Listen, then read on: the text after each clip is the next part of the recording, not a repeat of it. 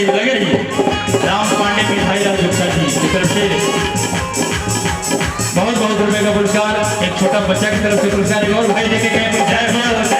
अगर बोले में कौन त्रुटि हो जाए, नाम भुला जाए तो फिर वापस दोबारा देख के बुलवा लीजिए। सही बात बात है।